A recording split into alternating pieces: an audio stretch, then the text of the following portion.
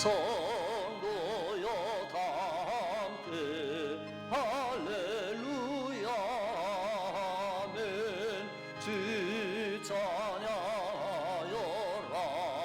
할렐루야 아멘. 주 보좌 앞에서 택하신 은혜를 다 찬송하여라 할렐루야 아멘.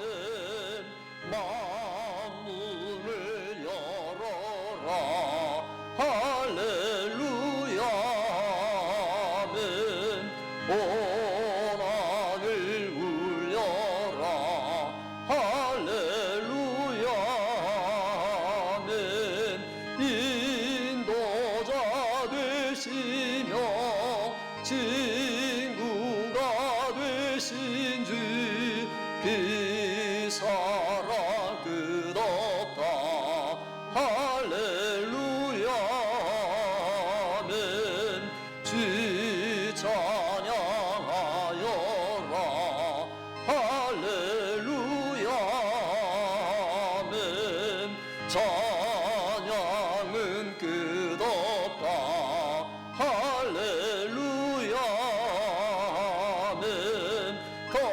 거룩한 집에서 주인 손길이며 늘 찬송 부르자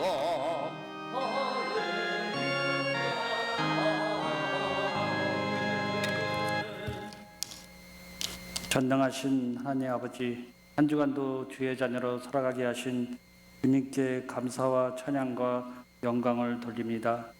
오늘 귀한 주의 날 온 성도가 주님 앞에 모였사오니 우리의 몸과 마음을 받으시고 우리의 예배를 받아 주시옵소서. 주여, 우리가 입으로는 하나님을 찬양하지만 우리의 삶은 올바른 삶을 보이지 못했습니다.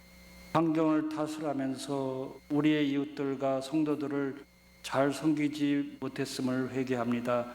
우리의 부족한 마음의 문을 열어주셔서 사랑과 성김과 믿음으로 가득 채워지는 저희들이 되게 은총 내려 주시옵소서. 계속되는 더위로 무더위가 이어지고 있지만 아침 저녁으로 신선한 바람이 불고 있음을 감사드립니다. 이제 긴 방학이 끝나고 새로운 학기가 시작됩니다. 주여, 이 시점으로 우리 학생들과 학부모들의 마음을 열어주셔서 속히 주의전에 모여 서로 협력하여 교육부가 활성화되기를 기원드립니다. 하나님, 이 시간에 해외에서 복음 전하는 선교사님들을 위해 기도합니다. 그들에게 지혜와 능력을 더하셔서 환경의 어려움과 물질의 어려움을 이기게 하시고 특히 힘든 하이티 선교지를 붙들어 주셔서 잘 상황을 극복하게 하시고 우리들도 지금은 보내는 선교 사역을 하지만은 앞으로는 가는 선교사가 될 수 있는 환경의 문을 열어 주시옵소서. 우리 교회 재직회를 위해 기도합니다. 우리 재직회에 속한 여러 사역들이 있습니다.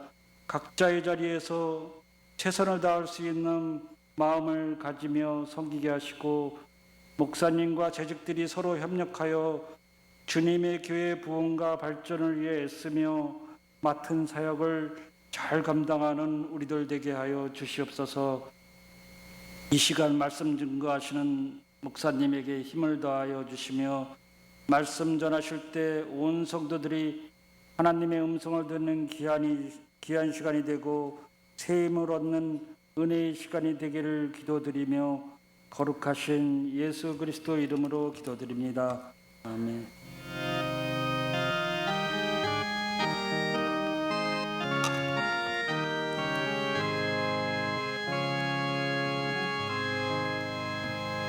하나님의 말씀 마태복음 19장 16절에서 30절 말씀입니다. 교독합니다. 어떤 사람이 주께 와서 이르되 선생님이며 내가 무슨 선한 일을 하여야 영생을 얻으리까?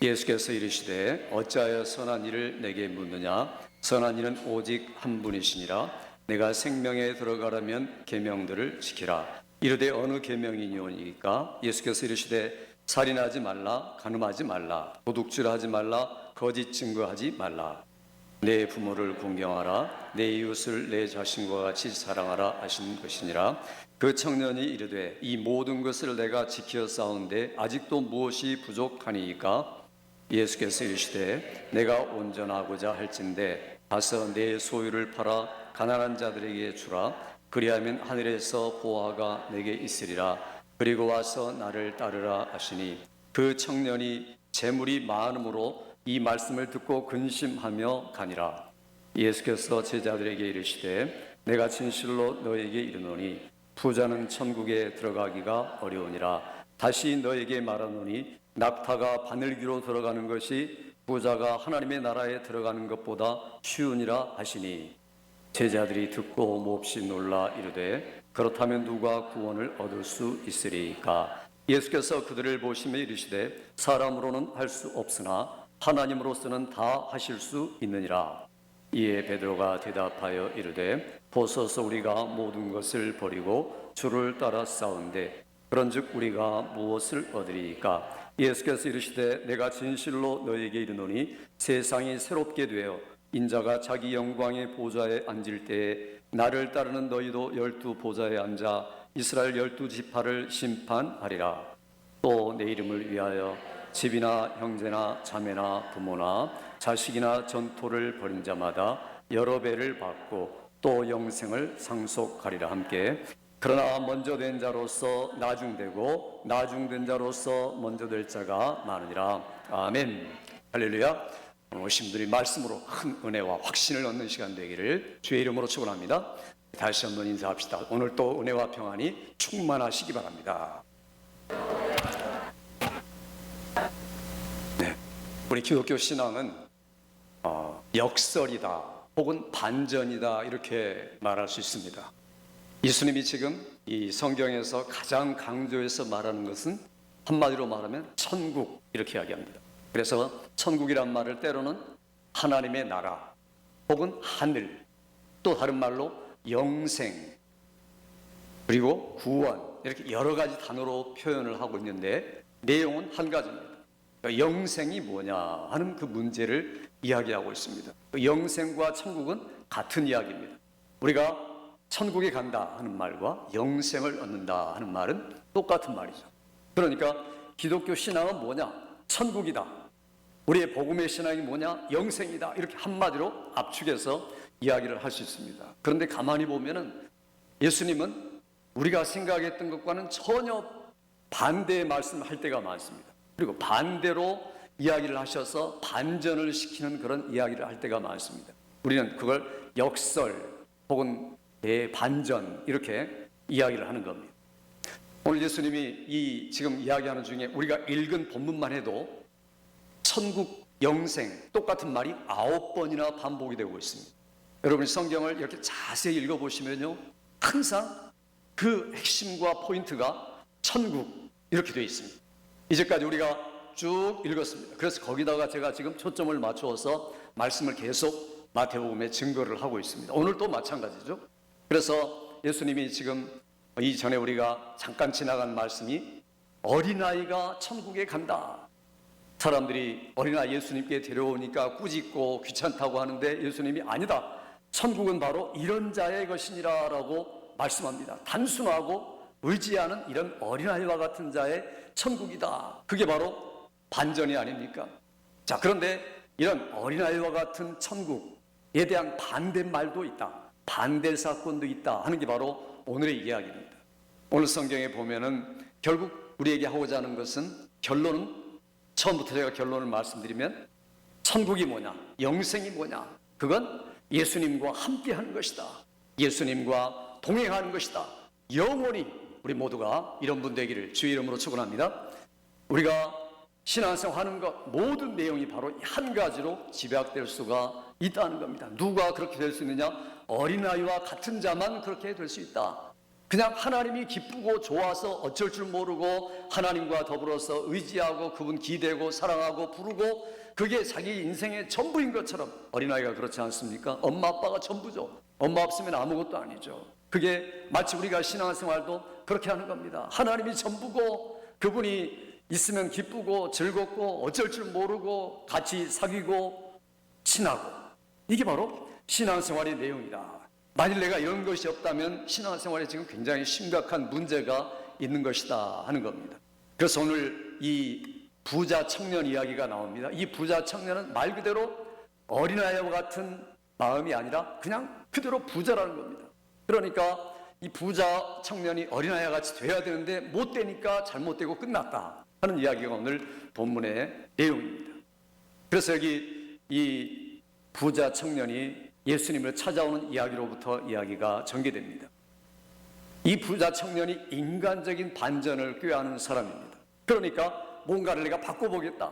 이 부자 청년이 매우 훌륭한 청년입니다. 왜냐하면 누가복음에 보면 관원이다 이렇게 말하고, 또 오늘 성경에도 청년이다 이렇게 말하는데, 이제 나이가 아마 30이나 이 정도 됐을 텐데 청년으로 청년인 예수님 앞에 나왔습니다. 교육도 받지 못한 나사렛 청년 앞에 성경에 마가복음에 보면 무릎을 꿇었다라고 이야기하고 있습니다. 그러니까 얼마나 겸손한 청년입니까? 거기다가 재물이 많았다. 이 말은 그가 어느 정도 성공했다. 관원이란 말은 높은 관리이다. 그러니까 성공한 사람이죠. 행복한 사람이죠. 모든 것을 갖춘 사람입니다. 누가 봐도 야, 존경할 만한 사람이다. 어떻게 젊어서 인격과 학식과 명예와 권력을 다 갖췄을까? 이렇게 생각할 정도로 훌륭한 사람입니다. 자, 거기다가 이 사람은 그 관심이 그냥 세상적인 즐거움이나 이런 데 있는 게 아니라 영생의 문제에 관심을 가져서 예수님 앞에 나온 겁니다. 그러니까 굉장히 생각이 깊은 사람입니다. 우리가 볼 때는 퍼펙트한 사람이죠. 와, 이 사람 인격 훌륭하죠. 매너 좋죠. 부유하죠. 학식 많죠. 그리고 여러 가지 다 갖출 것 갖춘 정말 행복하고 성공적인 사람이다. 거기다가 진리까지 추구하고 의까지 추구하는 사람이다. 이렇게 생각할 수 있습니다. 맞습니다. 하나님이 인간들에게 주신 마음이라는 것이 바로 영혼을 사모하는 마음. 그러니까 누구나 사람에게는 영혼을 사모하는 마음이 있습니다. 자기도 모르게 있죠. 그러니까 누구든 예수를 안 믿는 사람들도 죽을 때 보면 벌벌 떱니다. 왜냐하면 영혼이라는 게 있을까 봐, 천국과 지옥이라는 게 있을까 봐. 정말 있죠. 그런데 그분들은 일생 동안 그것도 모르고 살다가 마지막을 그렇게 장식하니까 얼마나 불안하고 두려워해 죽겠습니까? 그러니까 눈 안 감고 안 죽으려고 애를 쓰죠. 그렇다고 안 죽습니까? 비참한 인생 아닙니까? 자, 오늘 하나님이 모든 사람에게 주신 마음이 영혼을 사모하는 마음이다. 왜냐하면 사람을 만들 때 동물처럼 만들지 않고 그냥 흙으로만 만들지 않고 하나님의 영을 불어넣어서 하나님의 형상으로 만들었다. 우리 내부를 하나님의 형상으로 만들었기 때문에 우리가 하나님의 형상을 회복하는 것, 죄 때문에 파괴되었지만 완전히 회복해 나가는 게 인간입니다. 이거 인간다운 인간이라고 말할 수 있습니다. 누구나 인간다운 인간이 못된 인간들도 있다는 겁니다. 그걸 추구하지 않는 사람, 영혼을 사모하는 마음, 하나님 우리 마음속에 허전한 마음을 주신 겁니다. 허전한 마음은 하나님으로 채우라고, 영혼으로 채우라고, 영생으로 채우라고 하셨는데 그걸 모르는 사람들이 너무나 많다. 그 중에 오늘 이 이야기를 통해서 하고자 하는 이야기입니다. 성경에 인생 중에서 가장 성공하고 행복하고 휘황찬란한 인생을 살았던 사람이 누굽니까? 솔로몬이죠. 그 솔로몬이 자기 인생 마지막에 쓴 성경이 전도서입니다. 전도서 첫 장을 딱 열면은 첫 장부터 무슨 이야기가 납니까? 헛되고 헛되며 헛되고 헛되니 모든 것이 헛되도다. 사람이 해 아래서 수고하는 모든 것이 다 헛되도다. 이렇게 이야기하죠. 그러니까 솔로몬이 인생을 산 결론이 뭡니까? 헛되구나. 아무리 잘 살고 성공하고 기쁘고 행복한 인생을 살아도 결국 결론은, 인생의 결론은 헛되구나 하는 것을 알았다는 겁니다. 이걸 뒤늦게 아는 사람들은 불쌍한 사람들이죠. 이걸 빨리 알고 어서 알고 그리고 거기에 대해서 어떻게 살아야 할까, 어떤 목적을 가지고 왜 살아야 할까를 아는 사람이 지혜로운 사람이고 그거야말로 진정한 성공이고 행복이라는 겁니다. 그러나 사람들은 뭘로 행복의 가치를 따집니까? 오늘 부자 청년과 똑같은 사람들이 많다는 겁니다.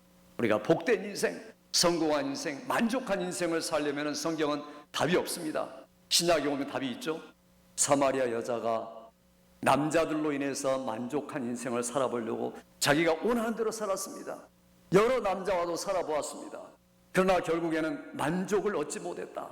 그거면 만족할 줄 알았는데 이 남자가 더 행복할 거야, 저 남자가 더 행복할 거야, 이렇게 살았지만은 결국에는 만족을 얻지 못했다. 그러다가 어떤 남자를 만났죠. 자기에게 찾아오는 남자를 만나 뭐라고 말합니까? 그분이 와서 이야기하죠. 만일 내가 너에게 물 좀 달라는 이가 누구인 줄 알았더라면 내가 그에게 구하였을 것이요 그가 내게 주었으리라, 이렇게 말합니다.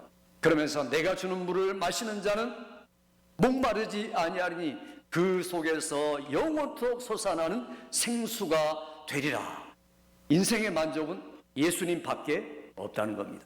믿습니까 여러분? 인생의 만족이 내가 무엇이 만족인가? 솔로몬과 같은 인생을 살아야 만족입니까? 사마리아 여자와 같은 인생을 살아야 만족하겠습니까? 성경은 답을 명쾌하게 우리에게 주고 있습니다. 영원히 목마르지 않는 그 생수, 그게 뭡니까? 영생의 샘물. 영생을 내가 가지고 있을 때에 만족함이 있다는 겁니다. 왜 여러분 공허하십니까? 왜 불안합니까? 왜 내가 천국 못 갈까 봐 두려워하고 왜 아직도 확신이 없습니까? 이런 인생을 살아가는 모습이 어쩌면 부자 청년과 사마리아 여자와 똑같은 겁니다. 그래서 오늘 주님이 그런 분들을 위해서 확신을 우리에게 주시는 겁니다. 확실한 말씀을 우리에게 전달하고 이래서는 안 된다 하는 말씀을 오늘 우리에게 주시는 겁니다. 오늘 여기 부자 청년이 와서 물어봅니다. 뭐라고 물어봅니까? 성경 봅시다. 16절 말씀 같이 읽습니다. 시작. 어떤 사람이 주께 와서 이르되 선생님이여 내가 무슨 선한 일을 하여야 영생을 얻으리까? 이 사람은 지금 질문의 초점이 무슨 일을 하여야 영생을 얻습니까? 라고 물어봅니다. 그러니까 이 사람의 생각은 뭐냐면 무언가 선한 일을 해야만 영생을 얻는다라고 알고 있습니다. 분명하게 자기가 그렇게 답을 갖고서 예수님에게 물어보는 겁니다. 그러니까 이 사람은 영생을 뭘로 생각했느냐? 뭔가를 열심히 하는 것. 뭘 했습니까? 이 사람을 보면은 이 선한 일을 하고 착한 일을 하고 하나님의 말씀의 명령을 지키고 너무나 완벽한 사람입니다. 그러니까 그 사람이 그렇게 물어볼 수밖에 없겠죠. 그러나 영생이 그런 겁니까? 성경에는 어떤 계명을 지키고 열심히 신앙생활하고 그게 영생이 아니란다. 자, 이게 바로 예수님의 말씀입니다. 예수님이 요한복음 11장에 보면요, 영생은 하나님과 유일하신 하나님과 그의 보내신 자 예수 그리스도를 아는 것입니다. 이렇게 말합니다. 그러니 영생이 뭔가 아는 것. 이 아는 것은 우리의 정보, 지식 이런 것들을 이야기하는 게 아닙니다. 관계를 이야기하는 겁니다. 그러니까 아는 것은 뭡니까? 하나님을 아버지로, 예수님을 주로 내가 인격적으로 체험적으로 알고 있는 그 관계가 바로 영생이다. 이게 참 복이다. 믿습니까 여러분? 알고 있는 것이 중요합니다. 여러분 과연 아십니까? 영생이 뭔가를 안다. 이 말은 내가 예수님과 연합된 존재라는 것을 체험하는 사람을 가리켜 이야기하는 겁니다. 그래서 성경은 그리스도 예수 안에서 이렇게 이야기하죠. 내가 예수님 안에 있는가 하는 게 확실한가? 인격적으로 체험하고 있는 거 아니면 그냥 예수님은 2000년에 오신 분이지 하나님의 아들이지 교리적으로 알고 성경적으로 알고 그리고 여러 가지 들어서 알고 정보로 알고 역사적인 지식으로 알고 이런 것은 관계가 없는 겁니다. 영생과의 관계가 아니라는 거죠. 그러니까 오늘 지금 이 선한 청년, 부자 청년, 완벽한 청년이 주님 앞에 와서 이 묻는 질문 자체가 틀렸다는 겁니다. 그러니까 이렇게 물어봐서는 안 되는데 그런 질문을 했다는 겁니다. 이런 질문 하나를 보면 그의 마음을 전체를 알 수가 있는 겁니다. 지금 이 청년이 어떤 생각을 가지고 어떤 목적을 가지고 무엇을 위하여 살고 있구나 하는 게 우리에게 지금 드러내고자 하는 게 예수님의 말씀입니다. 그러니까 이런 관계는 뭡니까? 하나님을 알고 아는 이런 영생의 관계는 서로 사랑할 수밖에 없습니다. 마치 연인 사이처럼 너무 사랑해가지고 같이 있고 싶고 그래서 연인들이 그러다가 마침내 그냥 헤어질 수 없어서 결혼하고 결혼해가지고 그 속에서 즐거워하고 그게 전부 행복이고 이게 전부라고 생각하는 것, 이게 바로 결혼 생활이죠. 연인들의 그것처럼 하나님과 우리와의 관계가 그렇다는 겁니다. 그러니까 알면은 사랑하고 사랑함으로 알게 되는 것, 이게 바로 주님이 영생은 아는 것이란다라고 한 말씀의 뜻입니다. 그래서 우리가 정말 예수님을 알고 있는가? 오늘 성경은 그걸 우리에게 요구하고 있는데 이 선한 청년은 그렇지 않고 있다는 겁니다.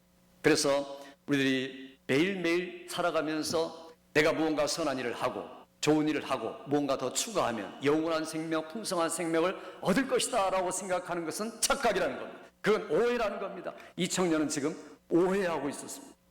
우리도 혹시 영생에 대해서 오해하고 있는 분은 안 계십니까? 오늘 이 부자 청년은 더 나아가서 자기 인생의 반전을 우리에게 내놓습니다. 저는요, 모든 것을 다 지켰습니다. 이렇게 말합니다. 하나님의 말씀을 모두 다 지켰습니다. 정말 대단한 사람이죠. 우리 한번 볼까요? 17절 말씀 읽습니다. 시작. 예수께서 이르시되 어찌하여 선한 일을 내게 묻느냐? 선한 이는 오직 한 분이시니라. 내가 생명에 들어가려면 계명들을 지키라. 여기 우리가 알아야 할 것은요, 주님이 계명들을 지켜라. 그러면 생명에 들어간다. 이렇게 말씀했습니다. 그럼 이 청년이 지켰지 않습니까? 그러면 생명에 들어간다고 답을 줘야 되지 않습니까? 그런데 주님이 전혀 그렇게 말하지를 않습니다. 자, 하나님의 말씀을요 지켰습니다. 순종했습니다. 그러면 영생을 얻어야 된다고 예스라고 말해야 될 거 아닙니까? 그런데 우리가 알아야 할 게 있습니다.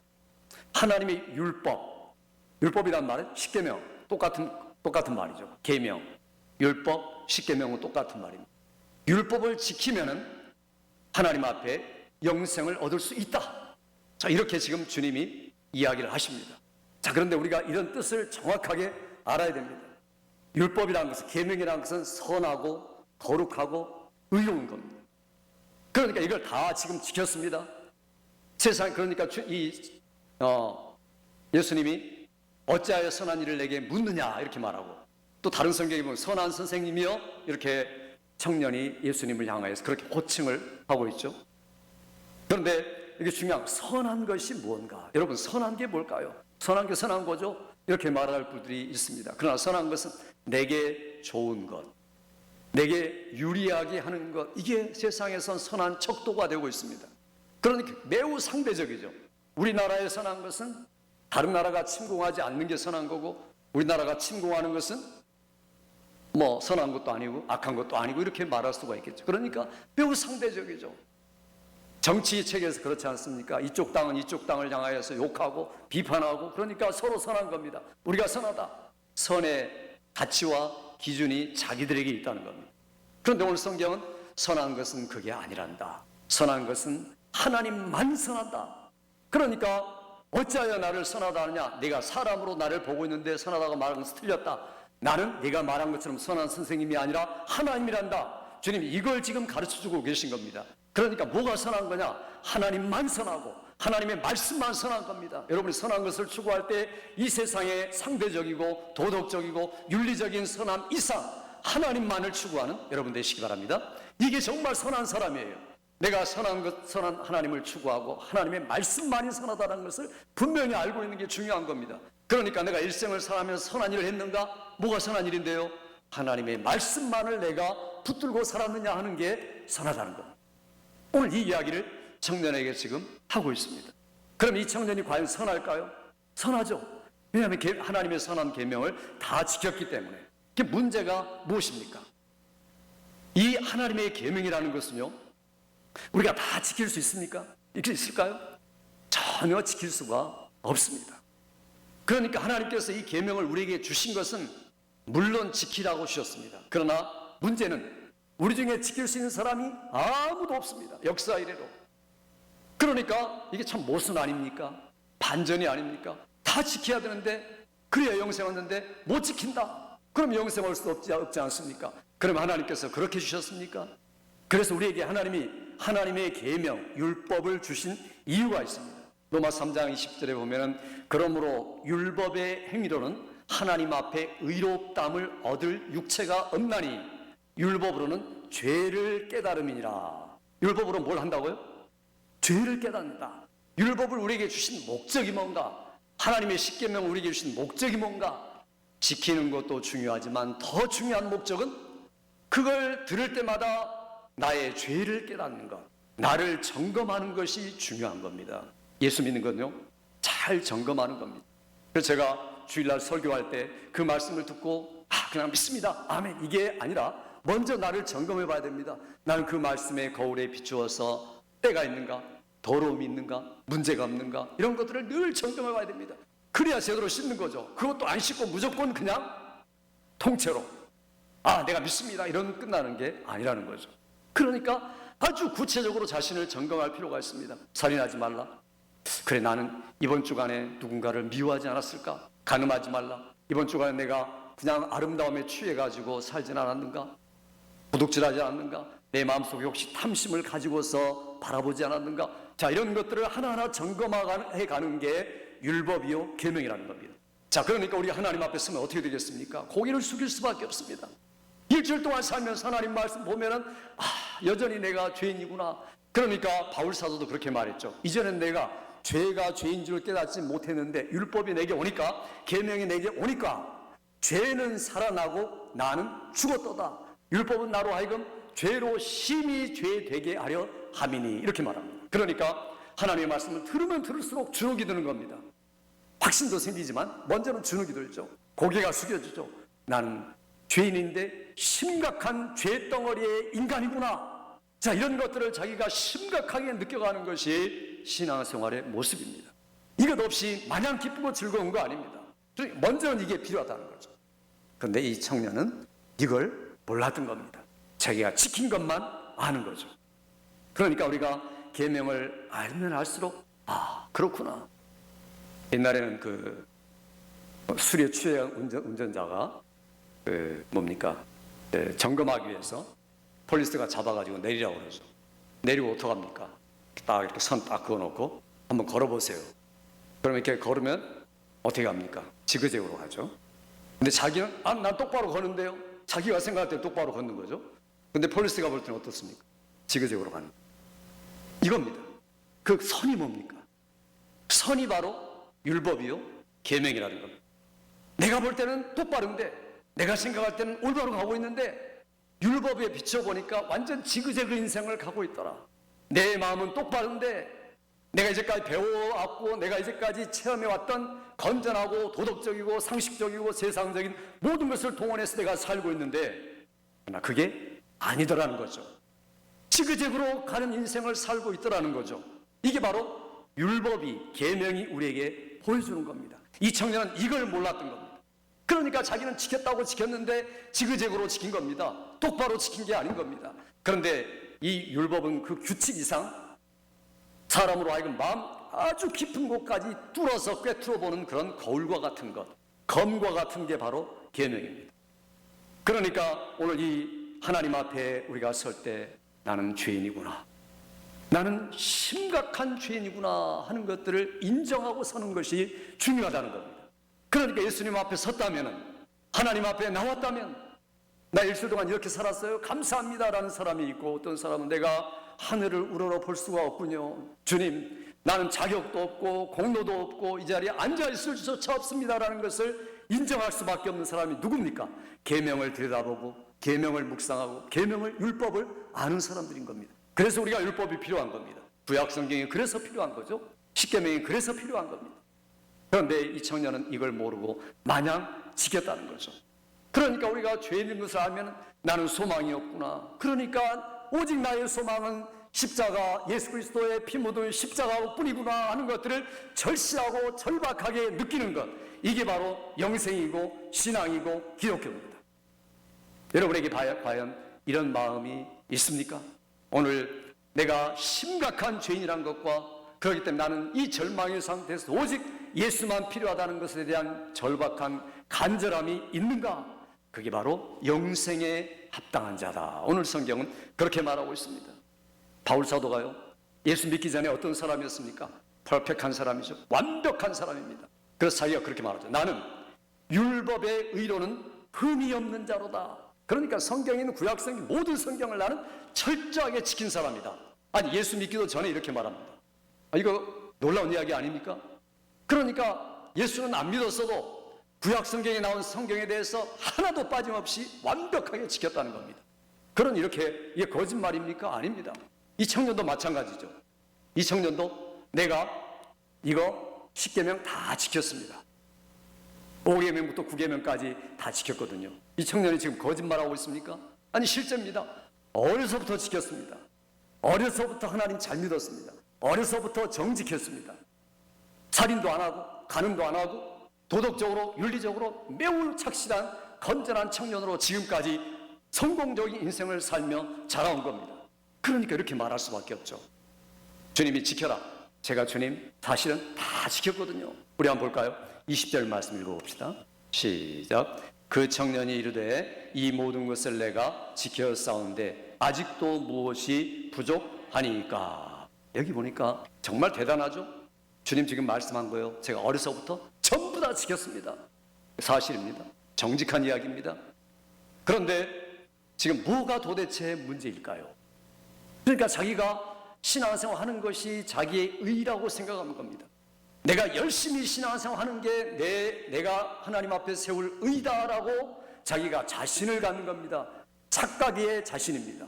오해된 자신감입니다. 이렇게 신앙생활 하는 분들이 있습니다. 내가 열심히 섬겼으니까, 내가 하나님 또한 많은 사람들이 보기에도 멋지게 봉사했으니까, 그리고 내가 열심히 교회에 참석했으니까. 그러나 그는 부자 청년의 상태로 끝나는 분들이 있을 수가 있다는 겁니다. 그래서 오늘 주님이 우리에게 심각하게 이야기를 지금 하고 계신 겁니다. 오늘 이 말씀은 우리로 하여금 내가 그것을 지키되 마음으로 지켜야 한단다. 그게 온전히 지키라 하는 겁니다. 그래서 오늘 주님이 내 마음으로부터 지켜라. 그런데 청년의 세 번째 모습이 뭡니까? 청년은 이 반전에 실패했다는 겁니다. 오늘 성경에 보니까 결론이 뭐냐면 근심하며 돌아가니라. 예수님에게서 떠나가 버리고 말았다 하는 이야기를 우리에게 들려주고 있습니다. 우리 21절, 22절 같이 읽어보죠. 시작. 예수께서 이르시되 내가 온전하고자 할진대 가서 내 소유를 팔아 가난한 자들에게 주라. 그리하면 하늘에서 보화가 내게 있으리라. 그리고 와서 나를 따르라 하시니 그 청년이 재물이 많음으로 이 말씀을 듣고 근심하며 가니라. 아멘. 여기 보니까 청년의 문제가 뭡니까? 청년이 가장 관심을 가졌던 게 뭡니까? 청년이 늘 집중하며 살았던 게 뭡니까? 하나님을 사랑하는 마음, 그것도 있었죠. 하나님을 믿고 따라가는 마음, 그것도 있었습니다. 그런데 그의 마음속을 장악하고 있는 가장 마음속에 깊은 곳에 있었던 게 뭡니까? 그게 바로 재물을 사랑하는 마음, 재물을 하나님보다 더 사랑하는 마음이라는 겁니다. 그럼 마침내 영생에서 떠나고 말았다. 하나님도 사랑하고 섬기고 부재하고 봉사하고 종교적 인생을 살았지만 영생과 무관한 사람이 되고 말았더라. 이게 바로 역설이죠. 이게 반전이라는 거죠. 실패된 반전 이야기를 지금 이야기하고 있습니다. 그러니까 이 영생이 무엇인가라는 문제를 지금 말하면서 예수님이 너 아느냐? 라고 그 마음속을 지금 드러내준 겁니다. 그의 치부를 드러낸 거죠. 어둠 속을 드러낸 겁니다. 그럴 때 그게 뭡니까? 그러니까 너 지금 문제가 일어난다라고 기회를 주신 겁니다. 하나님의 말씀은 우리에게 기회를 주는 겁니다. 어떤 기회입니까? 돌아서는 기회입니다. 어떤 기회입니까? 회개의 기회를 주는 겁니다. 그러니까 주님은 지금 이 청년에게 회개의 기회를 주신 겁니다. 성경에 보니까 주님이 그를 사랑하셨다. 마가복음에 보니까 그를 사랑하여 보시면서 이렇게 말합니다. 긍휼히 여기시고 내가 너에게 내 죄를 밝혀주고 영생을 기회를 주는데 너는 돌아와라. 돌이켜라. 내 안에 있어라. 그리고 나와 연합하자. 나와 동행하자 라고 말씀하셨건만 이 청년은 성경에 재물이 많음으로, 이 말은 거기에 모든 기대를 가지고 있으므로, 그게 자기의 인생의 주 목적이 되므로, 자기의 우선순위가 거기에 있으므로 영생을 알지만은 영생에서 근심함으로 떠나버리고 말았더라. 얼마나 비참한 엔딩입니까? 이것이 오늘 많은 종교인들의 실상이라는 겁니다. 심지어 교회 안에 앉아있는 사람들의 실상이 될 수도 있다는 겁니다. 그러니까 나는 인생의 진정한 반전을 위하여 돌이켜라, 회개하라, 내가 너에게 말할 때마다. 그러니까 이 청년은요, 하나님 믿고 계명 지키는 게 필수적이고 우선순위로 중요한 게 아니라 하나의 치장이었던 겁니다. 하나의 장식품인 겁니다. 오늘 예수 믿어도 장식품으로 예수 믿는 분들이 있습니다. 중요한 것은 이것이고, 두 번째는 교회에 나가는 것이고, 첫 번째는 내가 원하는 것을 추구하는 것이고, 두 번째는 교회에 섬기는 것이고, 이런 분들이 있다는 겁니다. 이게 바로 부자 청년의 이야기를 말하고 있습니다. 오늘 주님이 우리에게 우선순위가 뭔가를 청년을 통해서 지금 드러내주고 있습니다. 영생은 율법을 지킴으로 얻는 것인데, 율법을 지키는 것은 절대로 할 수가 없는데, 율법에서 말하는 것이 뭐냐? 계명에서 말하는 전체는 하나님을 사랑하는 것이다. 그래서 마지막에 사랑하라라고 주님이 오늘 부자 청년에게 이야기했죠. 그게 전체적인 이야기입니다. 사랑하는 게 뭡니까? 사랑하는 것은 모든 것들을 버리고 하나만 사랑하는 겁니다. 오직 예수만을 사랑하는 거고, 너무 사랑해서 그와 연합하는 겁니다. 그러니까 율법의 전체의 목적을 알고 예수님과 연합하여서 예수님만 사랑하고 예수님만 우선순위에 두고 그의 나라와 그의 의만 추구하는 것이 사랑하는 것이고, 율법을 지키는 것이고, 계명을 지키는 것이고, 그게 바로 영생을 얻는 자다. 주님이 지금 말씀하는 의도가 바로 이겁니다. 그 사람들은 이걸 모르고 있다는 겁니다. 그래서 이 청년에 대해서 우리가 알아야 할 것은, 이 청년과 비슷한 청년이 또 나오죠. 요한복음에 나옵니다. 3장이 나오죠. 그게 누굽니까? 니고데모라는 사람이 나오죠. 이스라엘의 선생님이여, 선한 선생님이여 라고 밤중에 주님을 찾아왔던 청년, 그도 굉장한 사람이죠. 그런데 주님이 충격적인 말을 그에게 던집니까? 니고데모야, 내가 물과 성령으로 거듭나지 않으면 하나님 나라를 볼 수 없고 들어갈 수 없느니라. 그러니까 너희가 어린아이와 같이, 깐난 아이와 같이 거듭나지 아니하면, 완전히 반전의 말씀을 하시고 충격을 받은 게 니고데모지 않습니까? 그리고 그가 말씀을 듣고 나중에는 거듭났죠. 나중에는 주님을 위하여 섬기는 자가 되었습니다. 영생은 뭡니까? 유일하신 하나님과 그의 보내신 자 예수 그리스도를 알고, 인격적으로 알고 그 안에서 기뻐하고 주와 동행하는 것, 이것이 여러분의 진정한 영생 얻는 자의 모습이 되기를 주의 이름으로 축원합니다. 이것이 오늘 주님이 우리에게 주시려는 의도입니다. 그래서 너희가 돌이켜라, 우선순위가 뭔가를 확장해라. 그것만이 하나님 나라에 합당한 것이다. 내가 정말 하나님을 우선순위로, 예수 그리스도를 나의 믿음의 중심부에 모시고 있습니까? 그 무엇보다도, 그 누구보다도 그분을 사랑하고 있는가? 그분을 내 마음속에 영접해서 내 주로서 모시고 있는가? 아니면 세컨 주님인가? third 주님인가? 그는 주님으로 모시는 게 아닌 겁니다. 그러니까 오직 그분이 우선순위가 되어야만 주님이 주님이 되시는 거죠. 예수님이 과연 나의 주님이십니까? 그걸 고백하는 것을 가리켜 거듭난 그리스도인, 말씀과 성령으로 거듭난 사람이다, 이렇게 이야기하는 겁니다. 그렇게 되지 않으면은 우리가 부자 청년과 똑같은 신앙생활을 할 수밖에 없습니다. 그러면 이 사람이 어떻게 인생의 대반전으로 나아갈 수 있을 것인가? 오늘 주님이 이 청년이 떠난 다음에 제자들에게 그 말씀을 하십니다. 두 가지 말씀을 주죠. 절대로 안 된다. 두 번째는 반드시 된다. 이 두 가지를, 역설적인 진리를 우리에게 주고 있습니다. 뭐가 안 된다는 겁니까? 절대로 하나님 나라 영생을 얻는다는 것은 불가능하다. 이 이야기부터 먼저 하시는 겁니다. 오늘 성경에 보니까 우리에게 그 이야기를 하죠. 절망적인 사실을 먼저 알아야 됩니다. 우리가 예수 믿을 때요, 지옥이 뭔가, 죄가 뭔가, 이 절망에 대해서 몸부림쳐 본 사람이 복음이 뭔가를 아는 겁니다. 예수 믿어서 행복하세요? 교회 나오면 문제가 해결돼요? 병이 치료받아요? 이렇게 예수 믿으러 온 분들은요, 금방 교회 떠날 수 있습니다. 문제 해결 안 되는데요, 치료도 안 받는데요, 행복하지도 않는데요. 그러니까 떠나죠. 처음부터 아예 잘못 믿기 시작한 거죠. 발을 잘못 디딘 겁니다. 그러니까 그분에게 지옥이 있고, 당신의 죄가 얼마나 심각하고 당신은 완벽한 절망이라는 것, 절망의 시면 속으로 들어가도록 만든 다음에, 그 다음에 복음이 필요한 겁니다. 그러니까 복음의 가치와 깊이와 넓이가 얼마나 큰가를 알 수가 있겠죠. 이걸 모르는 것은 결국은 그리스도의 모습이 아니라는 거죠. 치장의 그리스도인, 장식품인 그리스도인, 액세서리 그리스도인으로서 살아갈 수밖에 없는 겁니다. 그래서 오늘 주님이 절망적인 이야기를 하십니다. 읽어볼까요? 23절, 24절 같이 읽습니다. 시작.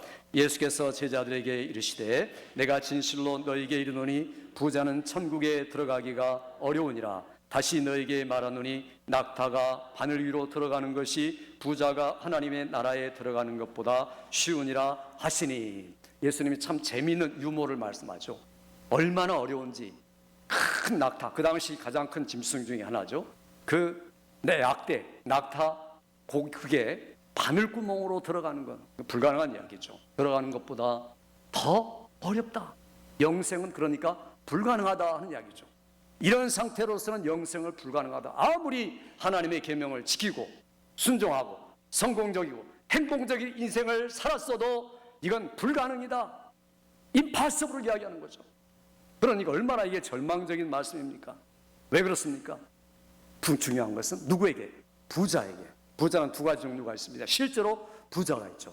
그리고 이 부자라는 것은 부자가 천국 못 간다. 얼마나 당황스러운 이야기입니까? 우리 부유한 분들도 계시죠. 그러면 천국 못 간다는 이야기일까요? 자, 오늘 성경이 뭘 말할까? 우리에게는 이 재물에 대한 마음, 재물이라는 것은 누구든지 그 유혹을 거부한다는 것은 쉬운 이야기가 아닙니다. 우리 마음속 뿌리 깊은 곳에 재물에 대한 의욕이 있습니다. 필요한 거죠. 그런데 문제는 그게 죄와 맞붙어 있다는 거죠. 항상 같이 있습니다. 탐심, 탐욕, 그게 쑥 들어올 수밖에 없는 겁니다. 그러니까 이 재물이라는 것을 끊어내고 벗어내려는 사람들은 너무 어렵습니다. 그러니까 돈을 안 좋아할 사람이 어디 있겠습니까? 다 좋아하죠. 다 필요한 거죠. 그러니까 이런 마음, 누구든지 이런 마음이 다 있는 겁니다. 예수 믿어도 이런 마음이 여전히 우리에게 있는 겁니다. 그러니까 부하려는 마음, 부유하려는 마음, 이게 뭡니까? 세상에 나 성공하겠다, 높은 자리에 오르겠다, 행복한 결혼하겠다, 이런 것들을 전부 다 모아보면요, 그 정점 결론이 뭡니까? 그냥 부자가 되는 거예요. 그러니까 이구동성으로 예수 믿는 사람이나 안 믿는 사람의 자녀들에게 부자가 되어라. 부자가 돈 많이 버는 직업을 택해야 돼. 돈 많이 벌 수 있는 쪽으로 나가야 돼. 자, 이게 부모들이 대부분 자녀들에게 하는 말 아닙니까? 그러니까 부모의 마음, 자녀의 마음, 예수 믿거나 안 믿거나 모든 사람들의 마음속에 있는 게 뭡니까? 재물이 아주 치명적인 그 근본적인 마음의 문제로 그 속에 꽉 가라앉혀 있다는 거죠. 누구도 여기서 벗어날 수가 없다는 겁니다. 그러니까 그 마음 가지고는 영생과 관계가 없다, 분리가 불가능하다, 이런 이야기입니다. 그러니까 타락한 인간, 천국에 갈 수도 없는데 거기다가 재물에 대한 욕심이 있으니까 근본적인 마음의 문제로 도무지 완벽하게 영생과는 관계없는 게 인간이다, 절망적인 말씀을 우리에게 주신 겁니다. 누가 과연 부자일까요? 성경에 보니까 부자가 아닌 사람이 있습니다. 부자가 아닌 게 뭡니까? 그게 마음이 가난한 사람이죠. 가난한 마음. 그러니까 예수님이 천국을 이야기하면서 제일 앞에서 마음이 가난한 자는 천국이 저희 것입니다. 참으로 복되도다. 마음이 가난한 자, 애통하는 자 참 복되다. 온유한 자 참 복되다. 의를 위하여 핍박받는 자 참으로 복되구나. 이게 바로 첫 번째 이야기죠. 그러니까 천국에 속한 사람들의 특성은 뭡니까? 가난한 마음. 가난한 마음이 없는 게 문제입니다. 이게 바로 천국에 가기 불가능하게 만드는 이야기입니다. 내가 과연 부한 마음을 가지고 살고 있지 않습니까? 가난한 마음이란 게 뭡니까? 하나님을 찾는 마음, 하나님으로 만족하는 마음, 예수 그리스도의 특성을 나타내는 그 마음을 가리켜 가난한 마음이라는 거죠. 그러니까 내게 예수의 특성이 있느냐? 예수님이 계시니까, 함께 하시니까 그게 나타나고 있느냐? 그게 바로 가난한 사람입니다. 그런데 오늘날 교회 다니면서 가난한 마음을 가지고 다니는 분들이 얼마나 될까요? 그러니까 나는 이번 주에 풍성한 물질을 버려들었고 재물도 넉넉하니까 그리고 이제는 만족하고 평화스러운 마음으로 감사하며 하나님께 가서 예배드려야 되지. 그게 올바른 예배입니까? 아니라는 거죠. 아닙니다. 될 수 없는 겁니다. 그러니까 오늘 주님이 하신 이야기는 내 마음의 근본 문제부터 고쳐라. 사실상 우리 인간은 모두 다 부자입니다. 어느 누구도 그 마음이 부자가 아닌 사람이 없습니다. 그래서 기록된 바 의인은 없나니 하나도 없으며 깨닫는 자도 하나님을 아는 자도 없고 한 가지로 전부 다 치우쳐서 하나님을 선을 행하는 자가 하나도 없도다, 이렇게 이야기를 하고 있습니다. 그러니까 모두 다 마음이 부유하다, 그러니까 모두 다 천국 못 간다, 모두 다 영생과 관계가 없다라고 말합니다. 심지어 교회를 향해 주님이 뭐라고 말합니까? 마지막 시대의 마지막 교회를 향하여 라오디가 교회가 그렇게 말하죠. 나는 부자라, 부유하여 부족한 것이 없다, 그렇게 말하지만 주님이 눈으로 볼 때는 야, 너는 참으로 곤고하구나, 가련하구나, 가난하구나, 벌거벗었구나. 그러니까 이것들을 내가 알지 못하구나. 내가 사랑하는 자를 책망하여 징계하노니 무릇 열심을 내라, 회개하라. 이게 마지막 교회에 주신 주님의 명령입니다. 말세를 사는 우리의 모습입니다. 과연 누가 영생의 확신을 가지고 사는 자인가? 마음이 가난한 자, 심령이 가난한 자, 하나님과 관계하여 하나님만이 중심이 되고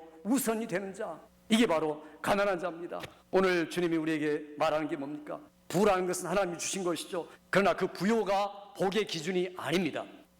물론 복 받죠. 그러나 하나님이 복이 뭔가를 우리에게 눈으로 보여주시기 위해서 주신 게 그 하나의 표시, 일종이 부요한 겁니다. 그러니까 부요한 것은 하나님께 복 받은 거죠. 그러나 그게 기준이 아니라는 겁니다. 가난한 사람도 복을 받은 겁니다. 부자도 복을 받은 거고, 왕으로 태어나도 복을 받지만 종으로 태어나도 복을 받은 겁니다. 이게 바로 하나님의 기준이라는 겁니다. 그러니까 오늘 물질적으로 부여했다고 복 받은 게 아니죠. 세상에 얼마든지 그러면 복 받는 사람이 많지 않습니까? 그러나 복이라는 것은 예수 안에서만 참 복이라는 겁니다. 믿습니까, 여러분? 예수님 안에서만 복입니다. 예수 벗어나면 아무리 부여해도 저주고 지옥이고 영생이 아니라는 겁니다. 이게 주님이 오늘 말씀하는 거죠. 그러니까 나는 영생에 합당한 자인가? 오늘 주님이 우리에게 말하는 복, 이게 바로 마태복음부터 우리에게 계속해서 말씀하신 복입니다. 예수로 말미암아 나온 열매만이 복이다. 예수님과 관계된 그것만이 복이다. 이게 바로 영생의 반전입니다. 자, 이렇게 느끼는 제자들에게 주님이 뭐라고 말씀합니까? 26절 우리 같이 읽어보죠. 26절 있습니다. 시작. 예수께서 그들을 보시며 이르시되 사람으로는 할 수 없으되 하나님으로서는 다 하실 수 있느니라. 아멘. 그들을 보시며 사랑의 눈으로 참으로 그들에게 믿고 그들에게 뭔가를 주고자 하는 마음으로 보시면서 이야기합니다. 사람으로서는 할 수 없으되 하나님으로서는 다 하실 수 있느니라. 믿습니까, 여러분? 그러니까 이게 우리의 신앙이죠. 영생은 절대로 불가하지만 하나님이 주시면 부자도 천국 가고 가난한 자도 천국 가고, 하나님은 부자의 부요도 깨트리시고 가난한 자의 가난도 하나님이 바꾸시고, 하나님께는 장애물이 없다. 모든 것을 다 하실 수 있느니라. 이게 바로 생명이라는 겁니다. 이게 바로 그리스도의 복음이라는 겁니다. 오늘 성경은 우리에게 반전을 이야기합니다. 허물과 죄로 죽었던 너희를 하나님이 살리셨도다. 과거에는 너희가 죄악의 본질상 진노의 자녀, 지옥의 자녀였지만 그러나 긍휼이 풍성하신 하나님께서 넘치는 사랑으로 우리에게 은혜를 주셨고 구원하셨다. 그래서 너희가 구원을 받은 것은 그 은혜를 인하여 믿음으로 말미암아 구원을 받았나니 이것이 너희에게서 난 것이 아니요 하나님의 선물이라. 행위에서 난 것이 아닌 이는 누구든지 자랑치 못하게 하려 함이니라. 우리가 그리스도 안에서 그의 만드신 바 지으신 바고 하나님의 선한 일, 영생을 위하여 지음을 받았으니 이제는 우리가 영생을 얻은 자로서 얼마든지 선을 행할 수가 있다라는 게 복음의 이야기입니다. 성경의 이야기입니다. 오늘 우리에게 주신 하나님의 말씀, 이것은 불가능한 일을 하나님이 하신다. 어떻게 하십니까? 믿을 때, 예수 그리스도의 보혈의 공로를 믿을 때, 실패가 없으신 전능하신 하나님, 오늘 또 예수 그리스도를 통해서 우리에게 이 영생을 주고자 하시는 겁니다. 나의 죄악을 뿌리 깊이 깨닫고, 나는 절망이라는 것을 깨닫고 하나님만 하실 수 있다는 것을 깨닫고 내가 예수와 연합하리라, 예수 안에서 동행하리라, 영원토록 기뻐하고 확신하리라, 영생의 확신을 가지고 살아가는 모든 성도들 되기를 주의 이름으로 축원합니다. 아버지 하나님, 이 시간에 말씀을 통하여서 우리가 하나님 앞에 영적인 반전을 하도록 부름을 받았다는 사실을 말씀하시되, 아버지 우리의 절망적인 상황을 우리에게 소망적이고 위로의 능력으로 영원한 생명 우리를 바꾸시기 위해서 말씀을 주셨사오니 계명을 볼수록 절망이지만 예수 안에 소망이요, 또한 예수님과 함께 동행하는 그곳이 어디나 하늘나라고 영생을 누리며 매일매일 살아가는 충만한 성도의 삶이 되도록 은혜 베푸시기 원하옵고 예수님의 이름으로 기도하옵나이다. 아멘.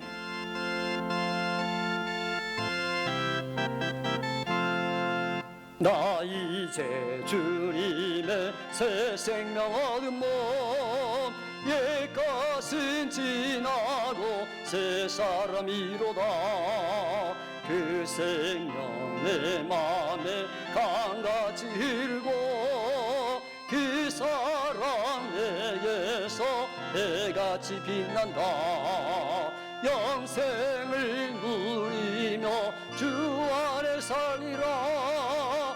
오늘도 내일도 주 함께 살리라. 주 안에 감추인 새 생명 얻으니 이전에 줬던 것 이제는 값없다. 하늘의 은혜와 영화를 맛보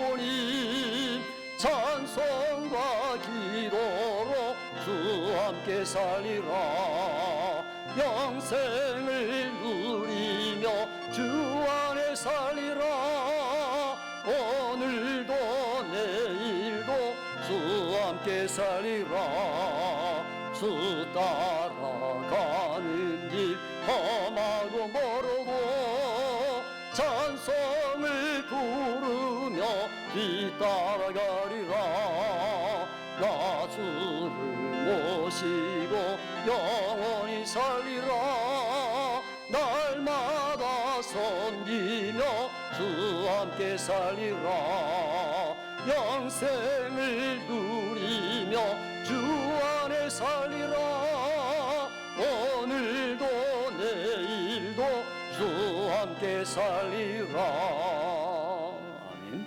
일어나서 봉합니다.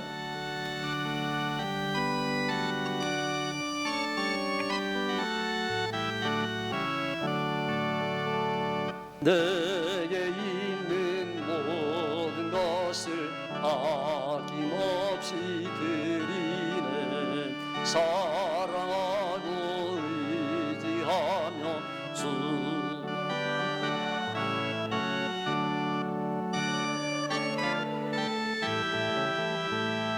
주께 드리네 사랑하는 구주 앞에 모두 드리네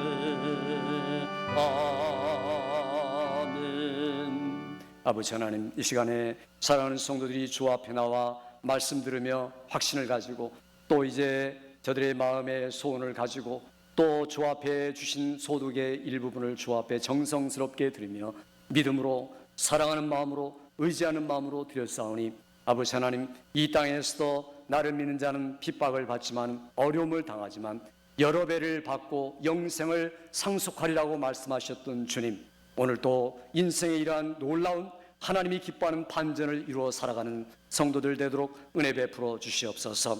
아버지의 물질의 부요함을 가지고 하나님의 영광을 위하여 살게 도와주시되 이 선한 목적을 가질 때마다 풍부하게 부어주셔서 아버지의 물질을 획득하는 지혜도 사용하는 능력도 주님의 지켜주심도 나날이 더욱더 힘있게 체험하는 성도들 되도록 은혜 베풀어 주시옵소서. 저들의 일주일 동안의 삶의 시간과 공간 속에서 함께 하신 하나님, 힘들고 어려웠고 땀나는 어려운 시간들이었지만 주님의 지킴과 보호함과 장래의 약속을 믿기에 이 시간도 하나님 앞에 예물을 드렸사오니 11조로 주제를 인정할 때 전대와 창고가 넘치며 또한 감사로 하나님께 영화롭게 돌릴 때 지속적인 영광 돌리는 삶이 되게 하시며 주정의 물로 구원의 은혜를 감사할 때 늘 감격이 넘치는 삶이 되게 하시며 건축을 예를 드릴 때다 아버지 하나님 삶 속을 건축에 가는 하나님의 역사를 체험하며 선교의 물질을 드릴 때마다 주님의 소원이 이루어지며 땅끝까지 함께 하시는 하나님의 약속을 체험하는 성도들 되도록 은혜 베풀어 주시옵소서.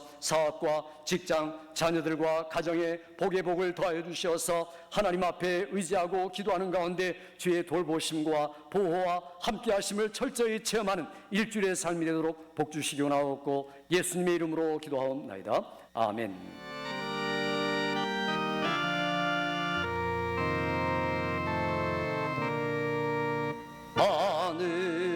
하늘에 계신 아버지 이름 거룩하사 주님 나라 임하시고 뜻이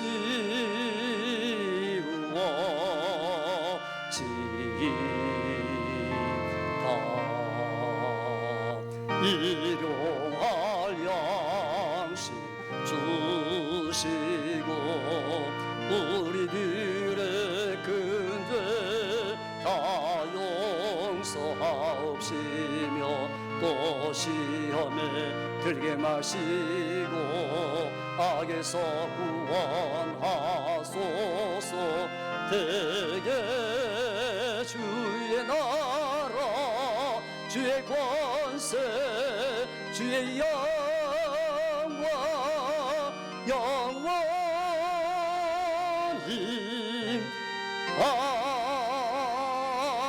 아멘. 이 시간에 우리를 긍휼히 여기시는 하나님의 은혜를, 우리에게 함께 하신 예수 그리스도의 보혈의 능력을, 하나님이 우리에게 치유하겠다는 약속을 믿고 손을 얹은 즉 나으리란 약속과 더불어 믿음의 기도를 드릴 때 치유하신 하나님의 은총을 믿고 함께 기도합니다. 아버지 하나님, 이 시간에 사랑하는 성도들이 저들의 아픈 곳, 연약한 곳, 병든 곳에 믿음의 손, 순종의 손, 약속의 손을 얹어 기도할 때 약속의 말씀대로 임하여 주시옵소서. 하나님의 치료의 권능이 임하게 도와 주시옵소서. 예수님의 능력을 믿고 의지하여 기도하고 선포할 때마다 하나님의 자녀 속에 들어와 괴롭힘과 연약함과 병과 아픔과 현상을 가져다는 모든 원인자들은 예수로 명할 때 떠나갈지어다, 떠나갈지어다, 떠나게 하여 주시옵소서. 믿음으로 간구할 때 고쳐주옵시고, 아버지 하나님, 크고 작은 질병이 예수 이름으로 우리를 위하여 모든 병을 짊어지신 예수의 말씀이 이루어지는 육체가 되도록 은혜 베풀어 주옵소서. 손을 얹은 즉 예수 이름으로 자녀된 권세로 손을 얹어 싸우니 낫게 하여 주시옵소서. 믿음의 기도로 엘리야와 같은 기도를 드리게 하여 주시고 하나님의 지혜의 광선을 체험하는 우리의 몸이 되도록 은혜 베풀어 주옵소서. 우리와 우리의 자녀들, 우리와 우리의 부모들을 위하여, 친척과 형제들을 위하여 간구할 때 동일한 하나님이 역사하여 주시옵소서. 우리와 하여금 늘 사도행전의 놀라운 역사를 체험하며 하나님께 영광 돌리는 지혜의 귀한 체험들이 넘치는 성도들 되도록 은혜 베풀어 주시옵소서. 이제는 우리에게 속히 오실 우리 주 예수 그리스도의 크신 은혜와 아버지 하나님의 영원 무궁하신 사랑하심과 성령님의 교통교제에 충만하게 기름 부으시는 역사가 오늘 또 영생을 위한 대반전의 역사에 동참하여 이 확신 가지고 주와 더불어 영원토록 살리라 다짐하는 사랑하는 성도들과 우리 교회와 우리의 자녀들과 사업과 직장과 조국교회와 선교사님들과 우리가 사는 이 지역 위에 지금으로부터 영원토록 함께 있을지어다. 아멘.